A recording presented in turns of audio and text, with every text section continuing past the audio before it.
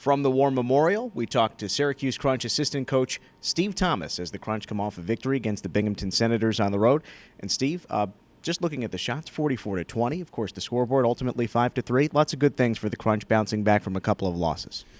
You know, a great effort after a little bit of a hiatus there for Christmas, and coming off a pretty tough loss in our last game. But I thought we played tremendously well for 50 minutes and let them in the game to a certain extent.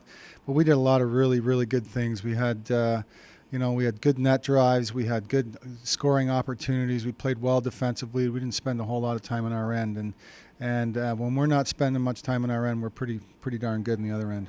Corey Conacher had the goal and 2 assists, a 3-point game. He had 3-point games the first 2 matchups of the season and hadn't had one since. You've been working with him. What have you seen from Corey lately, and what did you see specifically last night?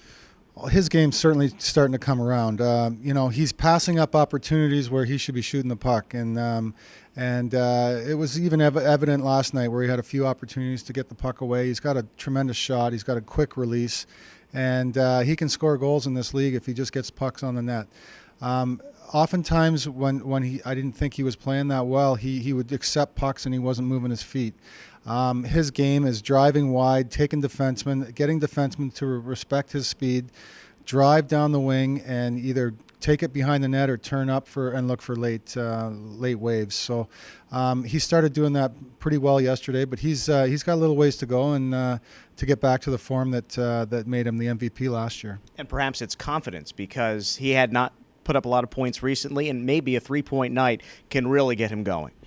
Yeah, I think any time that happens, it just builds on your confidence level, and I think having great confidence as a player is sometimes 80-75% of your game, and we're trying to instill some more confidence in him by showing him some good things on video and pointing out a few things that he has to work on, and hopefully try and get out on the ice for practice there when we have. Obviously, we have limited practice time, and as is the case with every other team. But when we do go out and practice, we tend to work on some of the deficiencies that some of the players have. And speaking of practice, you've been watching the Norfolk Admirals. A little weird to watch guys in that uniform that you coached last year. There's some familiarity, of course, but as you sit in the stands and watch Norfolk getting ready for the game on Friday, what do you feel? What do you think about when you watch the Norfolk Admirals right now? Well, just looking at the crest on the front of their jersey just brings back a ton of great memories that our team had last year, we miss Norfolk for sure, but we're in a better place right now, and we've got pretty much the same group as we had last year after a Calder Cup victory, As much as we're in first place in the conference, we try to set our standards higher than they are right now, and we're just trying to improve every game. It's going to be a different situation tomorrow night when hopefully the guys remember what jersey they're wearing, and because I do know that when I've been traded before, playing against a team that you've played for prior.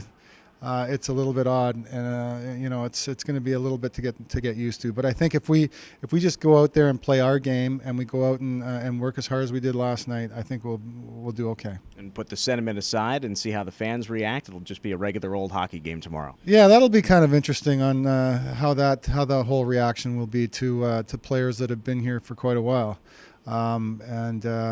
It'll be interesting. A little bit awkward, but we'll see what happens. And so the Syracuse Crunch returned home to the War Memorial for a Friday matchup against the Norfolk Admirals, who can still claim they are the reigning Calder Cup champions. The folks in the Syracuse dressing room would tell you otherwise, but right now they are the best team in the American Hockey League, 40 points, and the best winning percentage as well. So Syracuse and Norfolk, 7:30 on Friday, right here at the War Memorial. And then on Saturday, another team that they haven't yet seen this regular season in the St. John's Ice Caps. Come on down, 7:30 for both matchups against Norfolk and St. John's. With the Syracuse Crunch, I'm Dan Duvall.